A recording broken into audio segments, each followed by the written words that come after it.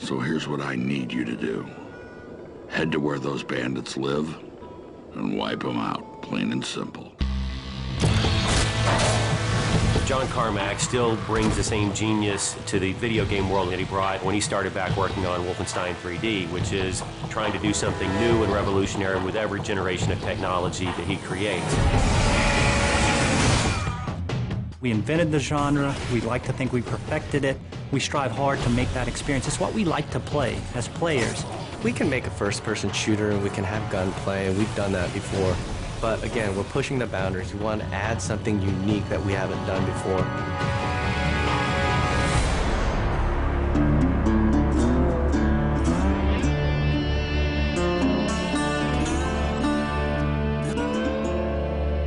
Well, I mean, id Software has such a storied history as creators of the first-person shooter and games that just kind of define first-person shooters like Doom and Wolfenstein. Those are kind of the big heavyweights, right?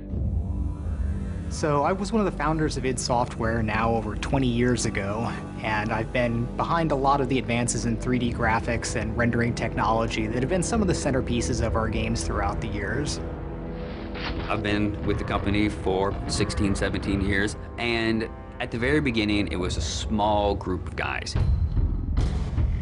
We have the walls lined up with articles that we've been featured in over the years, and Wolfenstein is the game that created the first-person shooter genre. But Doom is the one that sort of popularized the genre. It defined this in-your-face, visceral, gritty action that really separates out first-person shooters from other games. And you look at Quake, where we had client-server architecture, which is now the standard for every multiplayer game on the internet. Rage is an opportunity to take all the cool stuff that we have learned over the years in building those games and apply it in a completely new setting. We have continued to focus on the first-person action side of things, and that's been very much what Rage still takes away from our history there. It is a first-person game. It's about action. It's about intensity. It's how you play the game, what you experience, what happens to you in there. If you're looking for Mayor Clayton, he's right over there.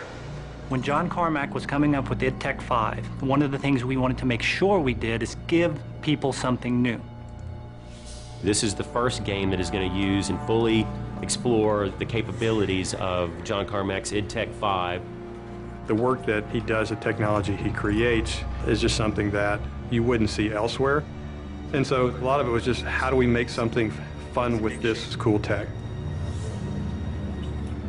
So the cornerstone of id Tech 5 is our mega texture technology. It gives us the ability to tweak every single pixel that you see in the world. Unique texturing is what id Tech 5 is all about, and we have some awesome artists that are able to actually exploit that and put all that detail into the world. The human eye can easily notice repetition in objects and in textures, and if you have a unique environment, that simply doesn't exist. And at any given point, the whole environment has this unique feel and this unique look to it. So you're not running through the same space corridors for 20 hours in Rage. We're all a little safer because of that. With the advancements in the physics technology and the navigation systems, we're able to combine this sort of unique gameplay where we're bringing in vehicle combat and first-person interactions into one game environment. We're getting to the point now with Rage where what's in the minds of an artist, what's in the minds of a director, can actually make it into the game. We are arguably the best-looking game on the consoles today. And the point is, we are running at 2 times the frame rate of what other people might argue is the best-looking console game there.